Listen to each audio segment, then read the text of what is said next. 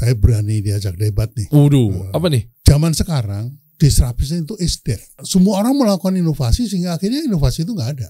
Saya coba ada di ranah kontradiktifnya Pak Abi biar seru obrolannya dua arah ya. Kita kasih solusi. Guruku Pak Abi hadir juga. Wah, cerah sekali. Jaket merah bisa bikin brand. Wah, keren. Yes. Wis keren. Saya harus pakai nih, berarti saya harus punya nih. Jangan aku punya brand kalau belum pakai baju jaket ini ya Pak Abi. Saya pikir mau kampanye. Enggak, ini jaket khusus buat disruption. Oh, brand disruption. Oke. Itu workshopnya nanti tanggal 20 kan. Tanggal 20 ya. Iya. Nah, ini ada tulisannya di belakang nih. Di mana? Coba lihat Pak Abi, coba lihat. Oh. Woi, disruption mantap. Saya baru punya yang hitam nih, yang merah nih. Belum pakai jaket merah, jangan ngaku bisa mendisrup. Waduh, ngeri. Berarti jangan-jangan pola pikir saya untuk bikin produk masih salah nih takutnya nih. Karena ini terjadi ya. Iya, kita bahas aja tuh teman-teman UKM, proses mereka menemukan produk dan gimana gitu. Betul ya. Jadi buat para UMKM apa segala macam ini kadang masih bingung. Bikin produk tuh mulai dari mana sih Pak Abi? Ini kita clear aja deh di sini deh ya. Kita transparan aja, kita benar-benar secara gamblang deh. Mungkin teman-teman ada yang ketinggian, aduh nih masih bingung nih ketika kemarin misal gitu ya. Nih, tenang, saya hadirkan kembali Pak Abi bahas betul-betul dari dasar langkah-langkah karena Pak Abi niatnya pengen membantu buat para teman-teman UKM. Ya. Bikin produk startnya dari mana? Itu dulu tuh. Iya, ini ke depan ini kebutuhannya akan ke situ. Oke. Kenapa? Karena banyak sekali pertanyaan masuk ke saya yang menyadarkan akhirnya kita nih kalau ngomong brand terlalu ketinggian gitu. Gitu. Karena pertanyaan berdasar banget, Papi saya mau bisnis, bagusnya bisnis apa ya? Gitu. Nah itu kan. Wah ini saya terus menceritakan harus mulai dari value karena ini value creation. Value itu apa Papi? Wah, jadi kan bisa menjelaskan. Jadi kalau udah ada value-nya, bikin produknya lebih gampang gitu.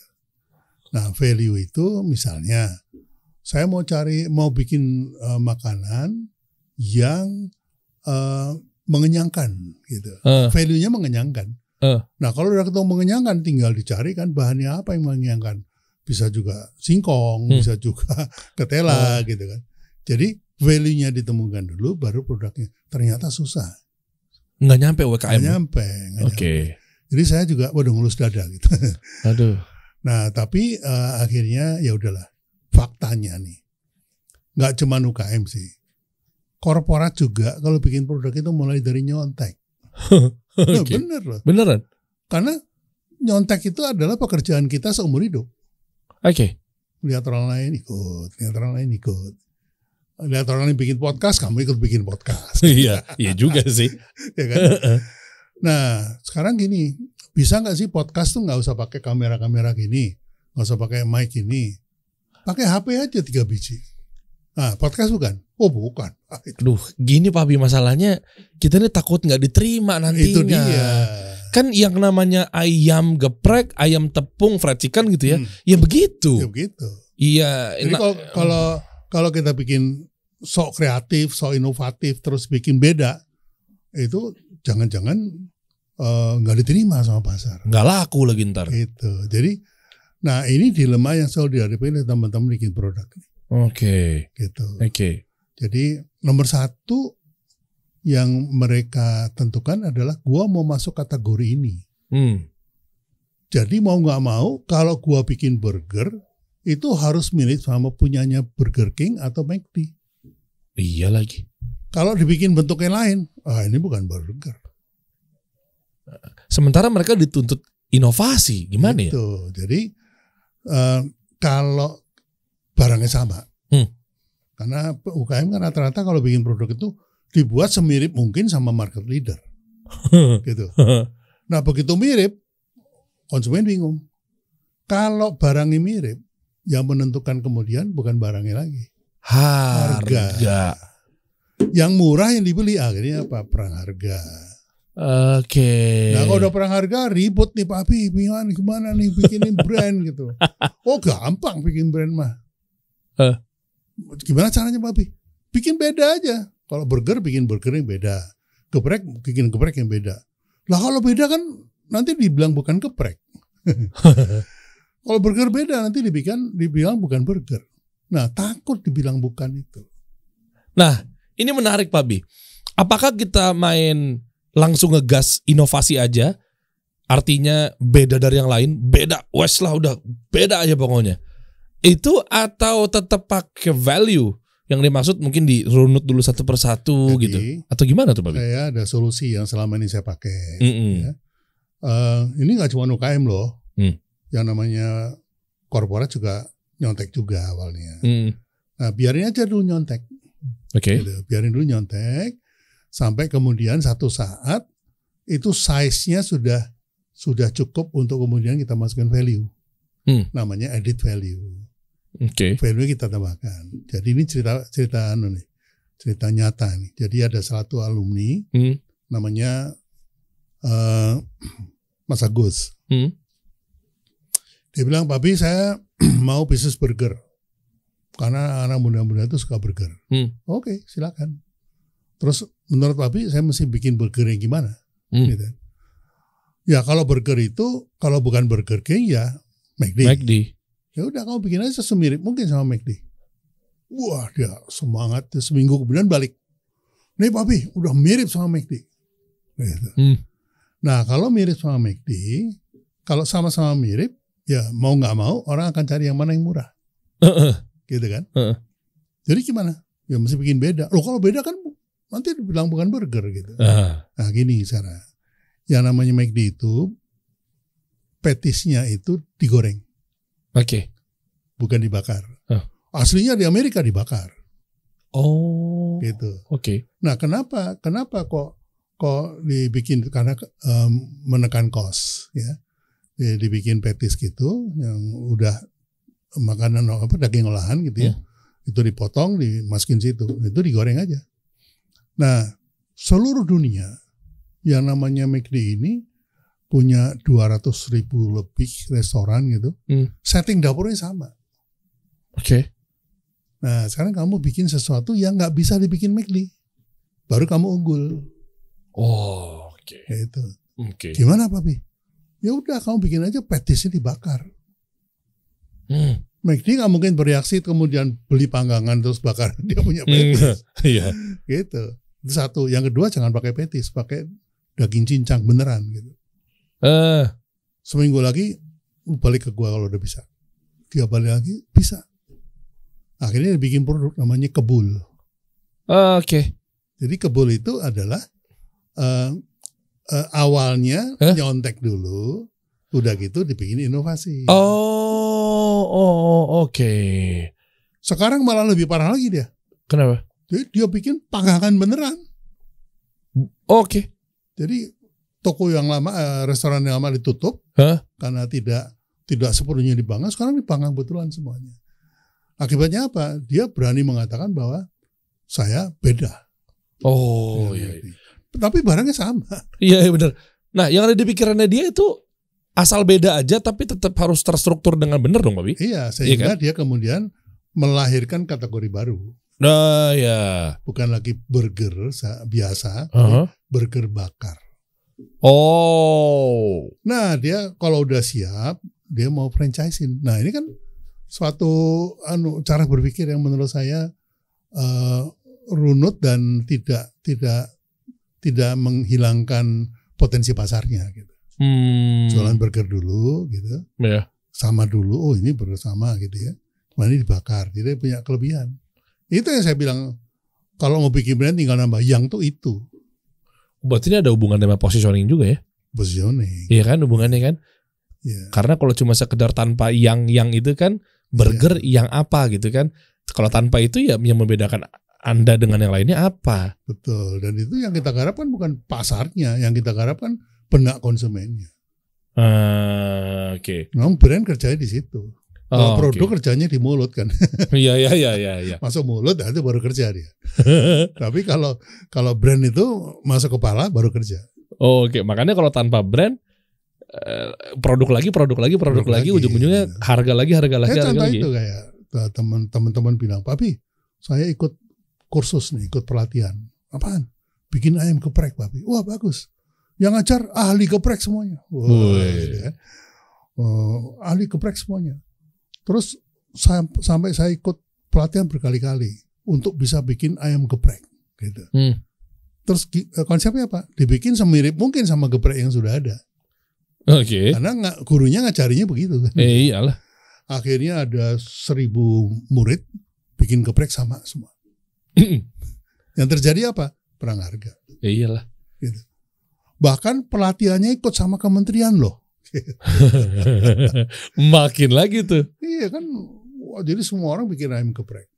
Nah, lain Mas Mono nih. Mas Mono mikirnya beda. Oke, gua bikin ayam geprek, tapi nggak digoreng, nggak pakai tepung, gitu.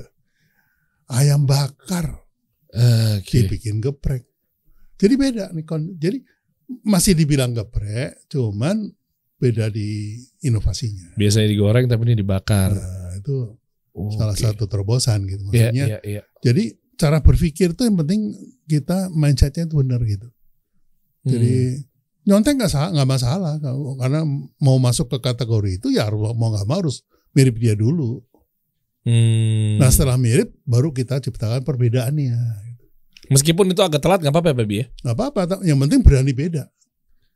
Masalahnya UKM itu beda aja takut. Takut, karena takut nggak diterima sama marketnya. Ya contoh misalnya sekarang ini podcastnya Kasih Solusi tanpa mic, ayo.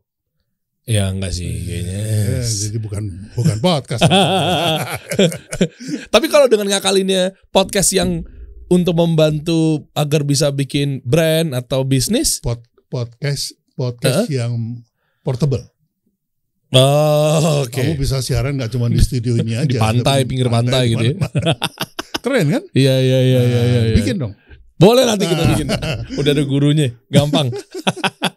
Nah, kendalanya gini Pak Bi. Ketika dia berinovasi memang ujung-ujungnya kan perang harga tuh. Ketika dia sama pasti kan ujung-ujungnya perang harga. Iya kan? Nah, ketika dia mau berinovasinya kan entar-entaran. Ya. Tadi kan Pak Abi bilang katanya nggak apa-apa, contek dulu aja, samain aja semua ayam geprek, ya udah keluar ayam geprek. Nah, yang dimaksud itu adalah maksudnya contek aja dulu itu inovasinya belakangan, nanti dulu misalnya udah berjalan 6 bulan, 1 tahun. Apa harus dari awal juga ngerubah polanya? Kebayang nggak Pak Abi? Misalnya, oke, gue contek langsung gue bedain, langsung gue jualannya keluar dengan beda gitu. Kalau berani sih. Kalau berani bagus, ya. Lebih bagus begitu kan? Jadi jangan masuk kategori yang udah crowded. Iya. Tapi bikin kategori baru yang masih perawan di situ. Masih blue ocean. Nah, contohnya itu si Agus itu. Ya kan? Dia cuma punya 1 resto gitu. Tapi dia sendirian di situ. Karena apa? Karena media nggak bisa ngikutin. Gue nggak bisa bikin bakaran di sini, panggangan nggak bisa. Iya. Karena itu udah standar internasional kan. Nggak bisa. Dapurnya seluruh dunia begitu. Dan lebih cepat lagi ya kalau kayak jadi gitu ya. Jadi kita istilahnya kita matikan pesaing itu dengan keunggulan dia. Keunggulan dia standar seluruh dunia. Ayo kita matikan aja, dibikin tidak standar kan. Iya. Tiba-tiba jadi nggak relevan. Nah itu disruption. Oh, masuknya ke situ. Iya. Berarti kalau saya coba ambil kesimpulan Pak Bi, disruption itu atau brand disruption ya, yang di workshop Pak Bi ini adalah membuat kompetitor tidak bisa sepadan menyaingi kita dan mengecoh konsumen. Tidak relevan ya. Jadi membuat kompetitor jadi tidak lebih relevan kan? Iya. Dibanding kita, dan ini bisa bikin pengecohan dalam arti positif ya ke konsumen bahwa ada ini nih gitu ya. Iya. Ada yang baru nih, modelnya begini sekarang nih. Saya kalau punya duit nih, saya invest tuh di Agus. Iya. Karena apa? Lawannya gede, tapi dia nggak berkutik kan? Nggak berkutik, bener. Membuat kompetitor, nanti saya masih ingat banget ya. Membuat kompetitor menjadi tidak relevan. Ya, gitu. Contohnya seperti yang brand yang dibangun sama Pak Abi juga nggak sih, Kopiko? Nah, sama, Kopiko ya kan? sama. Ini menarik loh guys. Artinya gini, ini kan topiknya adalah membuat produk tuh mulai dari mana. Nah, kalau saya amati, koreksi Pak Abi kalau salah, Kopiko itu brand disruption banget. Karena tadi kan lihat benang merahnya membuat kompetitor jadi tidak relevan sama produk kita. Jadi bingung mau nyainginnya mau menghantam kita dari sisi mana nih? Karena dia sendiri juga nggak mungkin tiba-tiba mengubah langsung ikutin kita kan. Mereka punya SOP-nya. Contoh misalnya Kopiko. Itu ada sudut pandang dua tuh Pak Bi. Di market permen, tapi bukan permen, tapi ini kopi nih. Betul. Di market kopi, kok bentuknya permen? Iya. Itu kan jadinya mau mengecoh. Starbucks juga nggak tiba-tiba bikin permen kan, Babi? Betul. Ibaratnya kan gitu kan. Iya. Mau ngegantinya ngopi, gue pakai kopi. Lah lu pakai permen. Aduh, gimana ngecohnya ya? Iya. Nah, itu hanya mungkin terjadi kalau kita melakukan brand disruption. Karena brand itu kan di benak konsumen. Jadi persepsi yang kita rubah. Barangnya permen, tapi dipersepsikan sebagai gantinya ngopi. Oke. Gitu. Itu dimungkinkan. Biasanya emang orang ngegantinya ngopi pakai apa? Kopi juga ya biasanya. Kopi juga biasanya. Ya. Iya, ujung-ujungnya produk kayak janji jiwa ngeluarin gini, lihat aja kata Kopi Kenangan kan misalnya. Iya. Gue bikin yang lebih enak lagi. Ya pokoknya kalau udah jamnya ngopi, kopi yang ada ya diembatkan gitu. Udah nggak peduli mereknya apa. Harga lagi. Semuanya gantinya aja kan. Iya, ujung-ujungnya harga lagi tuh pasti jadi patokan dan acuan deh. Betul. Karena nggak ada pembeda di ranah produknya lebih dalam sehingga maka satu-satunya menjadi penentu harga ya. Rasa 11-12, ya kan? Nah ini nyambung nggak Pak Bi sama ini? Kutipan yang postingannya Pak Bi, nggak tahu nih orang ini pinter apa enggak nih? Karena rada-rada juga nih orang nih, Elon Musk. Betul. Coba kita cek ya. Ini kan Pak Bi juga posting nih. Iya. Artinya Elon Musk dia berkata, terlepas dari ini beneran omongan dari Elon Musk atau fansnya ya, tapi yang penting ada bunyi seperti ini, nanti kita koreksi bareng-bareng. Nah nih Rolex ini bukan jual jam, tapi Rolex itu sesungguhnya jual status. Itu benar. Ini benar. Nah, Oke. Jadi bukan orang beli Rolex dapat apa, tapi orang beli Rolex jadi siapa. Pengusaha sukses misalnya. Nah itu kan status. Bayangin guys. Ini yang salah satu mendisrupt juga nggak sih? Kayak contohnya dia punya ilmu buat bikin jam, tapi bukan jual jamnya, tapi dia keluar dari kategori jam, jual status.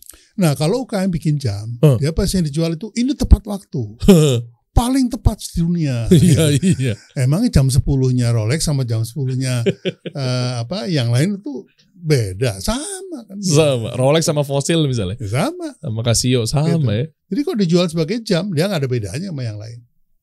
Ujung-ujungnya harga lagi tuh ditentuin. Yang ini aja gue lebih murah. Lebih murah, ngapain gue beli Rolex kan gitu. Oke. Tapi karena dia yang dijual itu bukan penunjuk waktu, tapi penunjuk status, maka cerdas. Itu juga bisa disrupt ya berarti ya? Bisa mendisrupt ya? Bawahannya tuh Supreme. Ngomongnya mau Supreme, mau Supreme, saya nggak pernah punya produknya dari Supreme aja deh. Supreme ini ternyata bukan jual pakaian, tapi jual scarcity. Betul, ketinggalan model ya. Ketinggalan. Sekarang ini musim panas, kalau di sana kan 4 musim ya. Musim panas, lu masih pakai baju musim dingin. Aduh. Ya kan diketawain sama kucing kan. Ini juga saya pikir ini Supreme loh Pak Bi, merah putih juga kan. Supreme bisa harganya di luaran di sana bisa 20 juta, 30 juta. Sama ini juga enggak. Ini kalau udah pakai jaket ini dengan tulisan bisa bikin brand, naik tuh value. Jadi kalau ininya belum, ini jangan dipakai dulu. Belum nyampe ya. Nanti kalau dimintain tolong sama teman kan, gawat. Mas Dery, tolong nih saya bikinin disruption. Nggak bisa. Keder. Kalau Harley gimana Pak Bi? Harley Davidson katanya bukan jual motornya, tapi malah dia menjual lifestyle. Ini ngawur. Iya, karena salahnya di mana? Karena Harley nggak menjual lifestyle. Harley itu menjual freedom. Kebebasan. Iya, kebebasan. Kok bisa? Karena setiap manusia itu pada hakikatnya makhluk yang stres. Oke, setuju. Stres karena waktu, ya, keburu-buru karena terlambat, ya.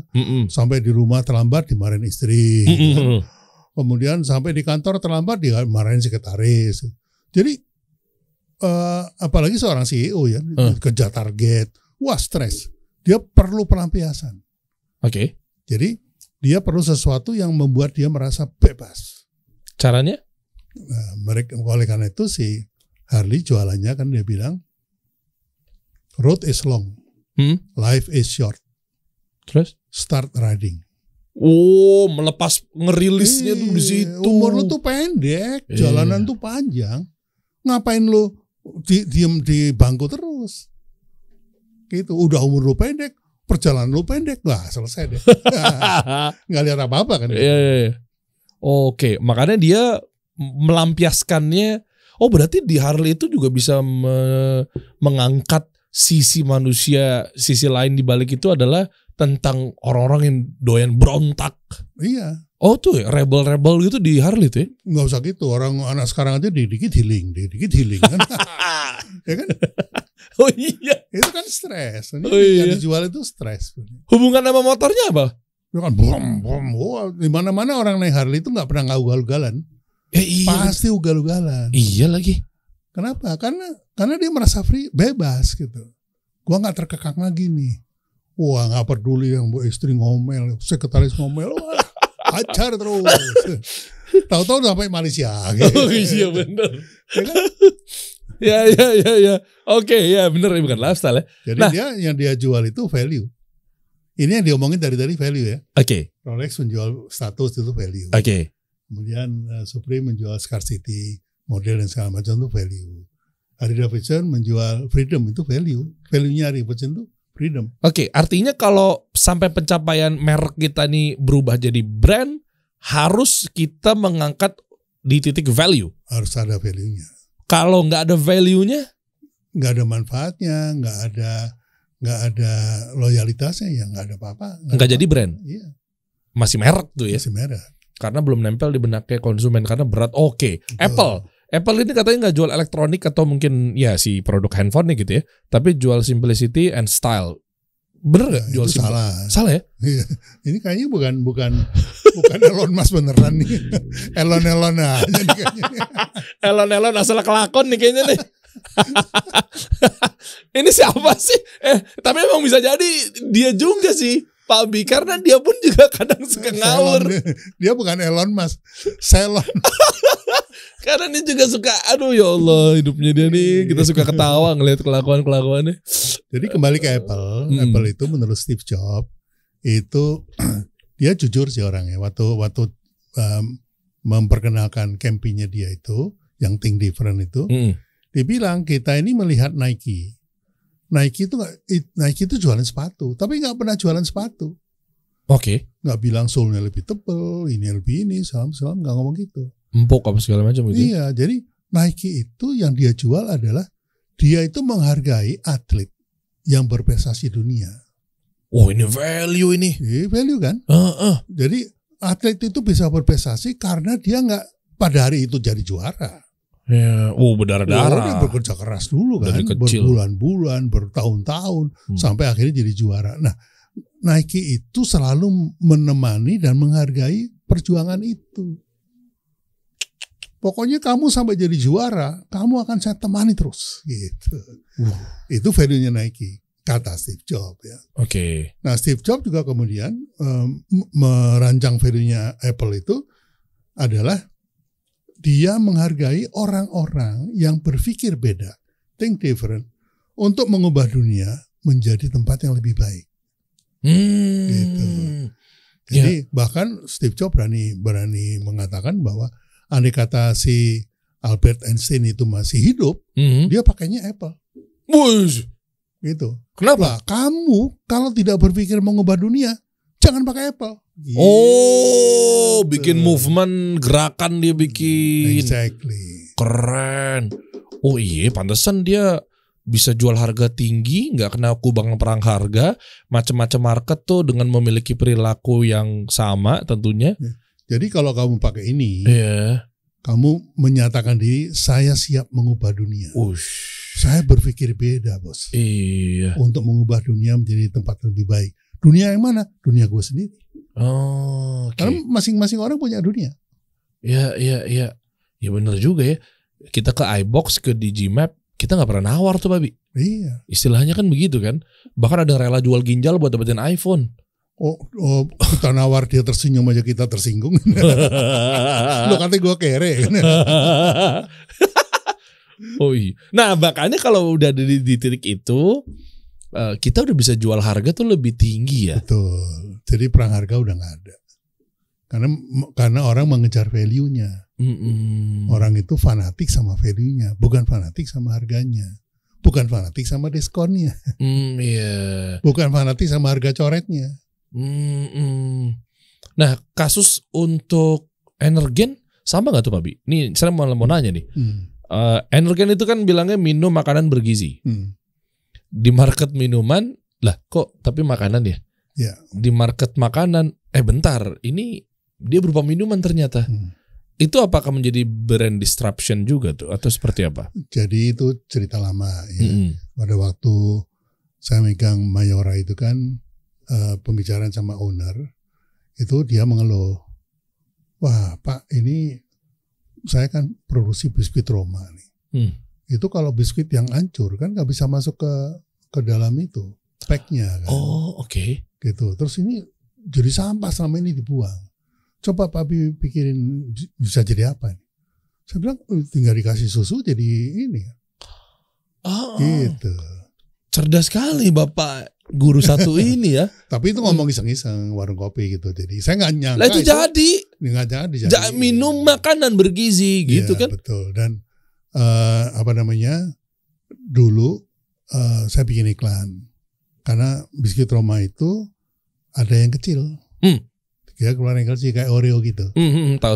Nah itu targetnya adalah supaya dibawa ke sekolah sama anak-anaknya gitu.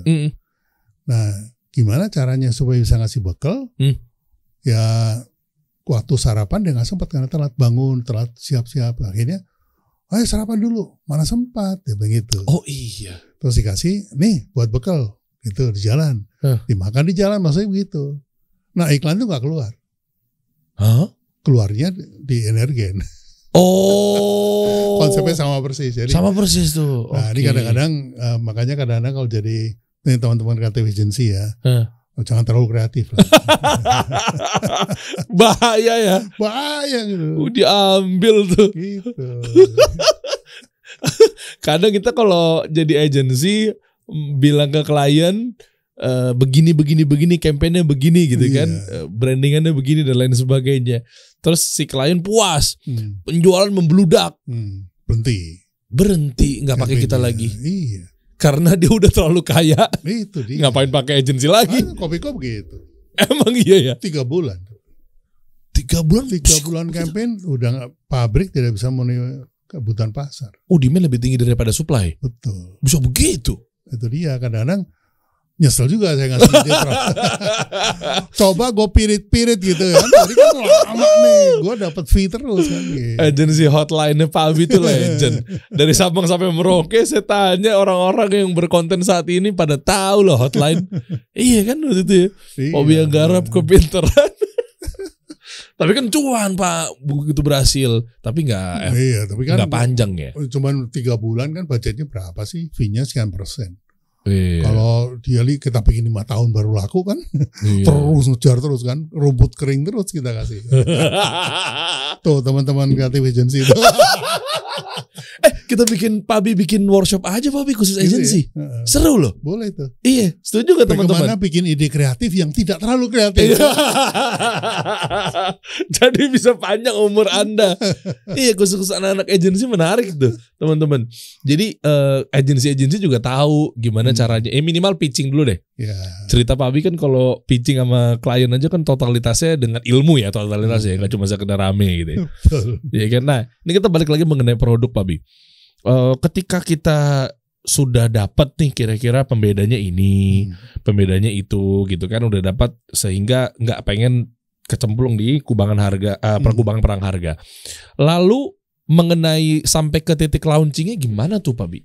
Itu kan panjang banget ya. Apa memang oke gue beda, yuk di order gitu. Maaf ya, nggak semua UMKM sih, tapi Anda UMKM rata-rata begitu kalau saya ngeliat di postingan-postingannya. Beda, oke lah dia berani atau mungkin tipis-tipis lah. Tapi ujung-ujungnya pola gayanya dia tuh ya udah begitu. Memang launching itu kata kuncinya di pre-launching. Kalau dulu launching itu langsung kita broadcast, semua orang tahu, langsung beli. Ya. Itu bahagianya saya pada waktu zaman itu. Zaman sekarang jauh lebih sulit. Oke. Gitu. Karena apa? Karena broadcast tidak lagi broadcast sekarang. Broadcast itu apa sih? Broadcast itu Anda siaran, materi Anda siarkan pada saat yang sama, jam yang sama, secara bersama-sama, orang nonton rame-rame sama-sama pada saat yang sama. Oke. Itu namanya broadcast. Udah gitu mau nonton lagi yang udah ketinggalan, gue lagi ke toilet nih, begitu balik, tuh udah lewat, tuh udah tungguin nggak keluar lagi, maka nggak lihat ya. Iya. Itu kejelekannya broadcast dan kebagusannya broadcast. Oke. Nah sekarang ini yang namanya broadcast itu udah nggak ada. Terus? Karena kita podcast begini, terus kemudian di launching, itu yang nonton kayak deret hitung tuh. 1, 2, 3, 4, 5, tinggal cepet-cepetan aja kan. Iya. Tapi bisa juga mencapai 10.000 itu setelah seminggu. Oke. Nah namanya ini long tail. Nah long tail ini jangan langsung pada saat orang itu baru satu yang nonton udah langsung mengharapkan laku, enggak. Gitu. Ini harus di harus sampai 10.000 dulu gitu. Nah sekarang kata kuncinya adalah bagaimana membuatnya lebih cepat supaya tidak perlu waktu 3 bulan gitu, tapi seminggu aja udah langsung boom gitu ya. Iya. Jadi long tailnya tuh cepet naiknya gitu. Oke. Nah itu banyak teknik sih. Kalau yang saya lakukan biasanya paradoks. Ya bikin sesuatu yang kita dikotomikan gitu. Berlawanan. Ya contohnya dulu saya pernah bikin headline AC Daikin. Ya. Kalau Anda pakai AC Daikin, keadaan di rumah justru semakin hangat. Wow, AC itu dingin, tapi ternyata ngomonginnya tentang kehangatan. Betul, nah, itu kan paradoks. Iya. Nah, itu biasanya kan mancing emosional. Nah, kalau kita lempar di zaman sekarang, di zaman pinball marketing ini, itu langsung bereaksi, itu nggak pakai mikir tuh orang-orang. Iya. Gimana sih ini headline ngawur? Nah, gitu kan. Ada yang ngebelain dong, bukan ngawur itu jenius itu. Iya. Orang pakai AC kok malah hangat? Yang hangat tuh apanya? Lu mikir dong, yang hangat tuh kan suasana keluarga. Jadi suami istri jadi deket-deketan karena kedinginan kan gitu. Mantap. Ya kan? Jadi ini yang harus kita lakukan zaman sekarang. Kita lakukan pre-launching seperti itu. Nah pada saatnya nanti orang udah teryakinkan, boom kita tawarin. Baru launching. Ngeri. Panjang loh step by step. Jadi buat teman-teman juga sebenarnya kalau dibahas di sini sih nggak cukup ya, Pak Bi ya. Makanya gunanya Pak Bi itu ada workshop tiap bulan apa segala macam, itu betul-betul dari pagi sampai sore kan. Betul. Pengalaman saya begitu tuh. Nah yang susah dibayangkan adalah Pak Bi yang dulu hidupnya di zaman broadcast gitu ya, sekarang itu mengajarkan bagaimana hidup di zaman ya pokoknya kalau zaman dulu long kan tail. long tail. Iya. Zaman long tail ini Anda nggak bisa mengharapkan sekali tonton langsung boom gitu, nggak gitu. Dikasih scarcity aja Pak Bi. Itu salah satu teknik. Bisa kan? Misalnya scarcity, FOMO itu kan teknik-teknik aja. Iya. Itu yang harus dilakukan di pre-launching. Oh iya, oke. Nah ini kita kerucut lagi mengenai produk teman-teman. Produk ini kan artinya kan ada istilah juga beda tuh gara-gara mengincar market FOMO. Ya kan, fear of missing out. Artinya apakah melulu harus begitu, dan gede nggak sebenarnya demand-nya si FOMO ini nih? Sebetulnya itu rumus call to action.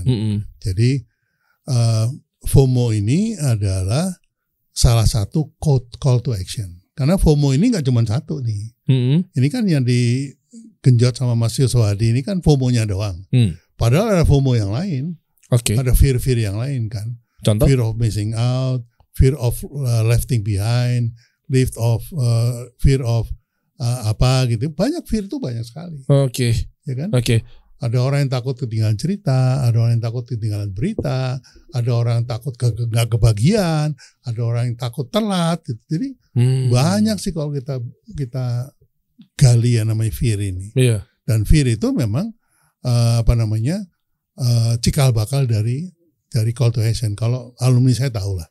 Kalau anda alumni ya? Alumni dong. Saya bisa bikin brand. Iya. Kenapa nanya? Saya juga bingung. Kan buat yang lain, mewakili yang lain. Teman-teman kan belum ada yang ngerti. Ya, jadi fear. Nah, fear itu kita lihat turunannya. Ada orang yang fear itu sekali. Tapi kalau setiap hari takut, namanya apa? Ketakutan. Bukan. Was-was dia jadinya. Ya. Jadi kalau suatu hari Derry lari pagi, terus dikejar anjing. Udah. Wah, kesel kan? Wah, sialan nih. Marah. Terus besok mau lari, wah jangan-jangan ada anjing. Jadi was-was. Nah, itu turunannya banyak tuh. Termasuk penasaran. Makanya ada yang bilang penasaran adalah pemasaran. Itu bagian dari fear yang diturunkan. Itu menjadi call to action. Nah, ujung-ujungnya kan berarti abis ketakutan, abis takut ya. Takut, was-was, akhirnya jadi marah.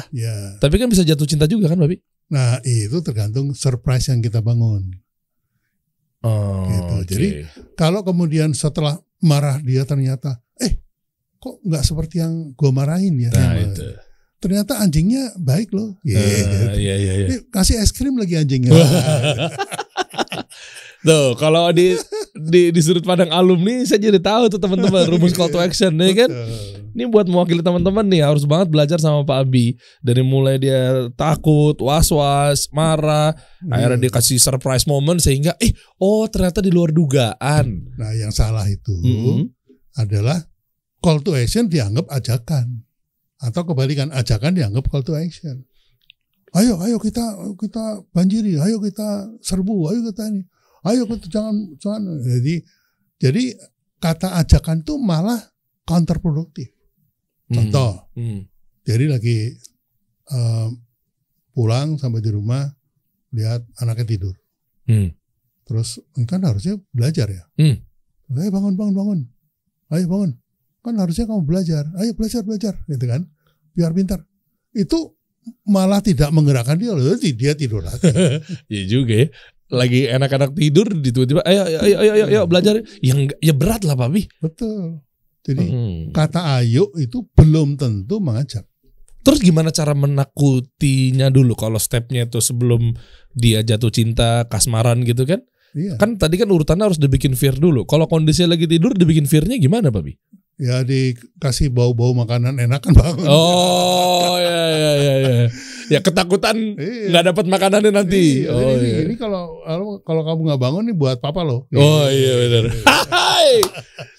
Kadang kalau ngobrol sama Bini ada aja hal-hal yang bikin rumus call to action begitu. Ternyata nah itu nyambung tuh nanti bisa ke scarcity, bisa ketakut kehabisan, siapa cepat dia dapat. Nyum. Itu mesti baca detailnya, baca bukunya Mas Suswadi. Oh, itu bagus itu. Yang FOMO apa tuh warna kuning tuh? Warna itulah. Warna biru. Yang warna kuning itu apa yang FOMO itu? Beda ya? Bukan, warna biru. Biru ya apa saya salah lihat ya? Mungkin Anda lagi belum bangun tidur. Nggak dipancing makanan ya? Iya, Obi kan suka repost tuh postingannya beliau kan. Biru lupa saya pakai FOMO apa gitu nama judul bukunya. Salah satu topik yang saya nggak setuju nih sama Mas Suswadi, saya berani diajak debat nih. Waduh, apa nih?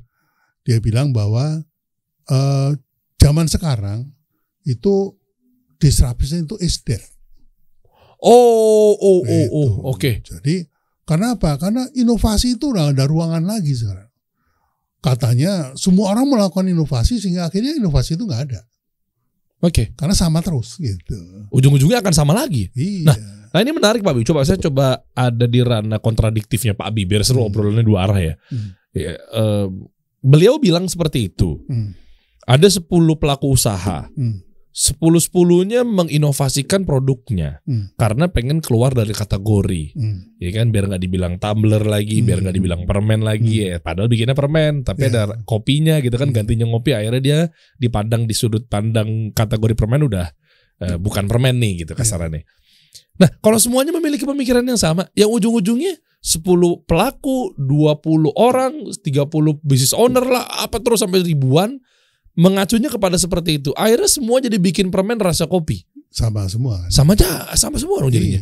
Terus gimana Pak? Berarti nggak ada yang mendisrup kan? Iya, berarti. Kopiko tidak mendisrup karena begitu dia melahirkan inovasi diikutin terus. Jadi dia nggak pernah mendisrupt pasar. Berarti benar dong katanya Mas Sohadi. Iya betul. Oke. Iya, betul. Nggak setujunya Pak Bidi sebelah mana? Karena yang dilakukan itu inovasi dalam bentuk fisik. Harusnya.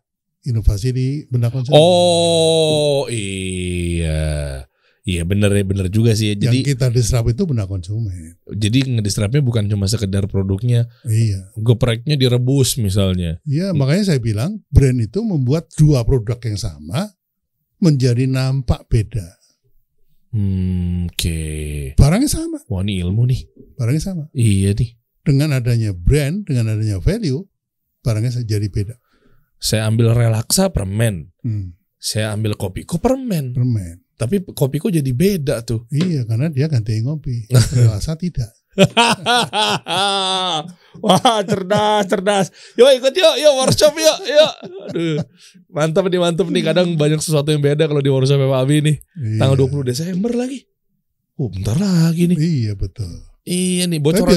Biasanya sih teman-teman daftar akhir-akhir lah.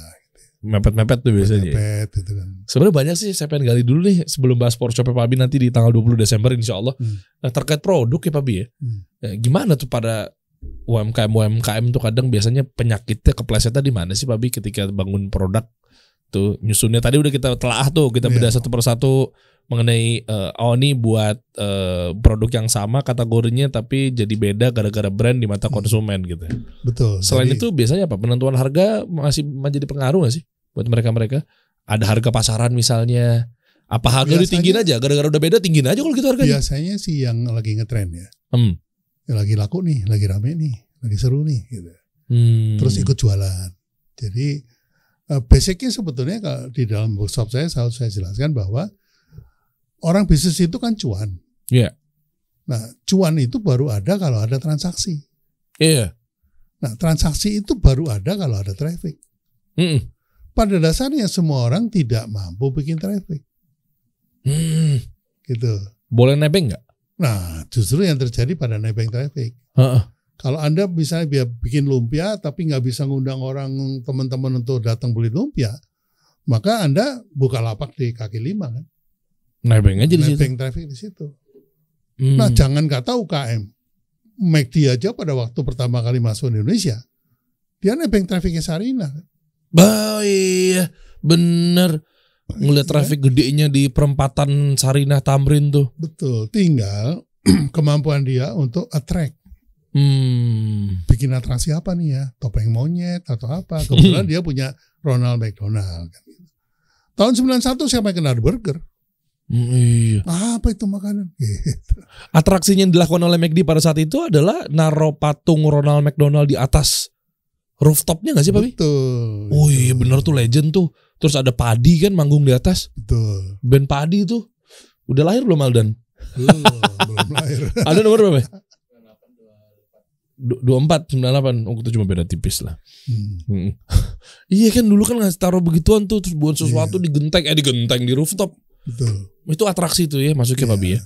Nah itu kemudian orang yang tadinya cuma lewat jadi mampir.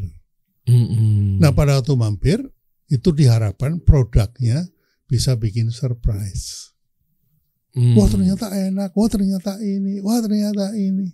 Nah ini penyakit UMKM gini Pak Bi. Bukan penyakit ya. Mereka tuh mikirnya katanya gak boleh mikirin produk. Ujung-ujungnya harus bikin produk yang enak dan ngangenin.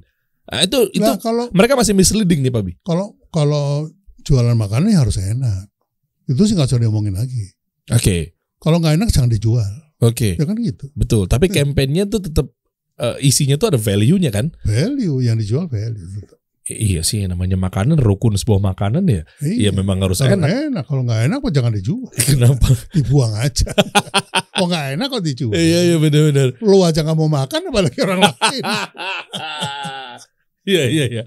Waduh, nih dilema-dilema Anda para UKM nih harus paham nih bangun produk nih. Dibahas di Brand Disruption Workshop itu apa kira-kira materi bocorannya Pak Bi di sana? Begini. Apalagi konon nih kata Bu Sri Mulyani terus kata Pak Jokowi kan, oh tahun gelap gitu. Iya, 2023. Iya, itu di mana resesi gitu. Di mana semua orang tidak mau spending uang karena nggak punya uang gitu kan. Ini gimana caranya nih ya? Nah, kita harus melihat peluang di antara kegelapan itu gitu. Jadi orang kalau misalnya kamu biasanya makan di Intercontinental di PIM tuh, wah, biasanya makan itu berapa nih? Sekali datang 5.000 gitu. Terus begitu penghasilannya turun, apa yang kamu lakukan? Waduh. Nomor 1, yang tadinya seminggu sekali datang, Jadi 2 minggu atau sebulan sekali datang. iya. Jadi frekuensinya diturunin. Ya. Iya, habitnya berubah tuh. Oh, udah berubah. Terus tapi malam minggu yang 2 minggu ini gimana nih? Masa saya mesti nunggu sebulan untuk ke situ? Ya udah, kita cari substitusinya aja. Adalah McD waktu itu kita. Okay. Jadi McD itu justru naik pada saat resesi, pada saat krisis. Oh, ya. Oke, jadi resesi ini dijadikan peluang kalau kita udah paham bagaimana cara bangun brand. Betul. Jadi bagaimana membuat orang-orang macam Derry yang tadinya setiap minggu makan di Intercontinental, jadi nggak mampu lagi di situ karena harganya mahal. Gitu. Oke. Jadi kita bikin restoran yang substitusi dari Intercontinental. Ya. Cuman rahasianya satu. Apa tuh? Lifestyle-nya nggak boleh beda. Waduh, contohnya gimana? Boleh restorannya itu di warteg gitu. Tapi wartegnya harus suasananya kayak Intercontinental gitu. Oke. Bukan ntar jadinya skeptis, mau mampir jadinya mahal nih kayaknya nih. Ke situ lagi ujung-ujungnya Pak. Gara-gara wartegnya kebagusan. Kan yang datang dari Intercontinental turun. Oke. Dia tetap bisa dapat value, tetap gengsi, dan tetap gua makan warteg jadi siapa? Iya. Betul. Bukan dapat apa. Nah, di situ. Jadi bagaimana kita justru menggunakan peluangnya di situ. Iya lagi. Coba deh kamu petani itu apa ya? Diteliti satu persatu. Hampir semua produk yang saya tangani suksesnya waktu krisis. Iya. Extra Joss. Oke. Naik karena apa? Dia mendisrupsi Krating Daeng pada waktu itu. Dengan apa? Dengan harga ekonomis. Iya. Ready to drink diganti dengan 6 kali drink. Nah. Oh iya, ekonomis sih jauh tuh. Ya kan? Oh iya. Indomie sama. Indomie juga? Iya. Gimana tuh Pak? Iya, dia substitusi dari BAMI-GM kan. Oh iya. Iya bener. Kopiko substitusi dari ngopi. Iya bener. Oh iya, GM yang di Melawai apa segala macam dulu kan lagi naik-naik ke banget tuh. Keluar tuh.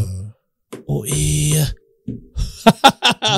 Ternyata guys, pentingnya belajar brand disruption.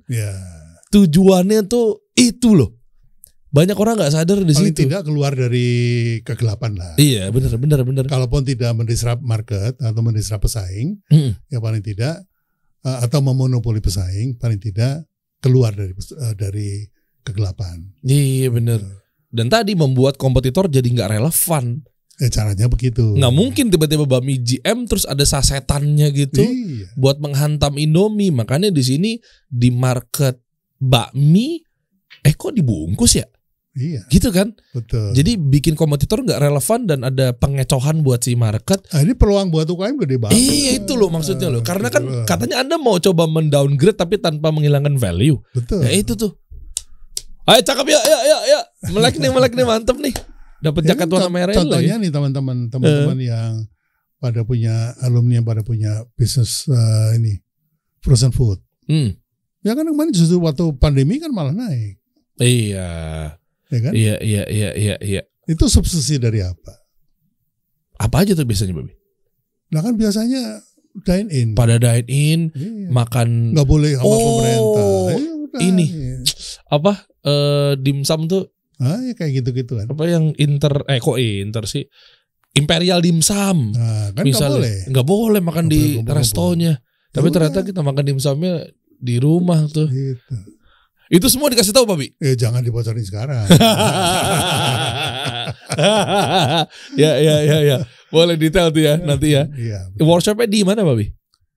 Di Ritz-Carlton yang di PP. Oh, oke. Ya. Mantap lagi tempatnya. Bapak nggak bisa agak turun-turun dikit tuh Pak ya untuk secara tempat. Kenapa harus memanjakan konsumen atau mungkin teman-teman yang mau belajar seserius itu? Kemarin sebelumnya di Kempinski. Oh, itu buat ini bisa bikin brand. Oh, beda. Beda. Jadi brand disruption di sini. Iya, kalau yang kan workshop yang lain atau seminar yang lain bisa di tempat lain. Iya. Nggak harus Kempinski. Oke. Gitu. Apa yang didapat buat teman-teman semua nantinya Pak di materi workshop itu? Jaket. Bush. Tapi jangan lupa entek loh. Yang berani pakai jaket ini nggak sembarangan. Takut ditanya. Wih, brand disruption. Mama gitu. Der, kenapa? Saya butuh produk saya agar terlihat beda, gimana ya caranya? Mendisrup pasar. Oh iya. Bener. Ntar dulu saya telepon dulu. Ujung-ujungnya Pak Abi juga. Tapi kan membuat saya jadi lebih naik di mata klien. Betul. Wah, pas pitching pakai jaket ini. Iya. Udah gak perlu lagu investor misal dan lain sebagainya. Jadi naik nih. Dia udah menguasai ilmu brand. Iya. Terus tiba-tiba yang masih pakai jaket hitam jadi merasa kok masih hitam gue. Iya. Berarti alumni harus upgrade kalau gitu. Iya. Buat para alumni-alumninya Pak Bin, jaket hitam kelasnya. Kalau ketemu saya cuma nanya satu, apa kabar? Baik Pak. Masih pakai jaket hitam. Pinter juga dibuat naik lagi. Jadinya sekarang merah. Oh, oke. Oh ya. Kan jadi alumni kan jadi mikir ya. Iya. Wah Pak, saya udah bisa bikin brand. Udah merah belum jaketnya? Belum. Jangan pernah ngaku. Saya baru nggak loh dibikin warna merah. Waduh, sampai-sampai Papi memperlakukan para alumni itu jadi berpikir ya juga ya. Nah, itu scarcity. Ya, oke. Dari call to action. Iya. Boleh dong, Papi. Gimana cara daftarnya? Mungkin bisa kita bantu kali ya, Pak. Udah di deskripsi ya. Kasih solusi ya. Jadi buat teman-teman silakan ya. Ini lifetime nih, meskipun Anda nontonnya mungkin di bawah-bawah tanggal 20, ya berarti sekarang nih waktu yang tepat. Pastikan teman-teman ikutan workshopnya Pak Bi. Saran saya ikut karena saya juga alumni berkali-kalinya Pak Bi gitu kan. Sehingga bisa bangun ini, namain aja sebenarnya ini ada sejarahnya Pak Bi loh. Kasih solusi dulu. Saya pernah bagikan juga Pak Bi cerita ini, ada 3 kita menentukan nih. Dulu ada belum masuk tuh. Dulu ada bagi solusi, beri solusi, kasih solusi Pak. Kita meeting tuh bertiga, ada founder-founder juga kan. Ternyata yang penting harus ada call to action sama value. Waktu itu kan BBB bisa bikin brand yang awal-awal yang bahas tentang nama ya, makna bla bla bla. Nah itu saya pakai banget tuh. Ternyata ngaruh ya Pak ya. Ya ngaruh banget buat orang tuh jadi kemana-mana. Misalnya saya masuk ke masjid, Masya Allah semua karena Allah lah. Masuk ke sini, kasih solusi gitu. Nah itu kan dulu. Coba kalau dipikir-pikir dari 3 nama tadi tuh insya Allah mengandung value sama call to action. Iya kan? Misalnya value-nya apa Der? Misalnya pakai yang nama lain ya, solusi. Terus call to action-nya ketika gue merasa terpanggil dan melakukan aksi saat itu juga, sini gue bagi. Misalnya pakai bagi solusi. Sini gue beri. Misalnya gue pakai beri solusi. Akhirnya kami pilih adalah kasih solusi. Nah dari itu aja ada step by stepnya. Belum ngomongin sampai produk loh guys. Semuanya saya dapetin dari beliau. Nah, jadi saran saya mendingan coba cek di deskripsi di bawah. Buruan ada berapa seat Pak Bi di sana? Total? Tadi 50. 50. Jadi biar teman-teman mesti amanin dari sekarang nih kalau mau ikut nih. Alumni 6.000. Oh, alumni 6.000. Iya. Saya termasuk di situ lagi. Iya. Mau saya borong juga bagaimana nih? Nah, klik di bawah ada deskripsi atau cek aja di bio-nya kasih solusi. Ya, nanti di situ ada kelihatan. Biasanya kita namainnya workshop Pak Bi di situ ya. Ada ya. Boleh. Mungkin ada mau tambahin lagi Pak Bi terkait persiapan buat nanti workshop tanggal 20 Pak Bi. Ya, semua banyak sih mau ikut. Tapi rata-rata bilang, nabung dulu Pak Bi. Saya dananya belum cukup nih. Lah, kamu kan bisa jadi affiliate kan. Iya. Jualin. Iya, bantu jualan kan dapat berapa udah bisa ketutup kan gitu. Iya bener. Termasuk saya yang melakukannya. Iya, saya banyak jutaan Jadi- rupiah dari Pak Abi ini affiliate nih guys. Bisa bikin brand itu juga kasih solusi juga. Iya betul. Termasuk gaji-gaji pegawai di sini nutup loh.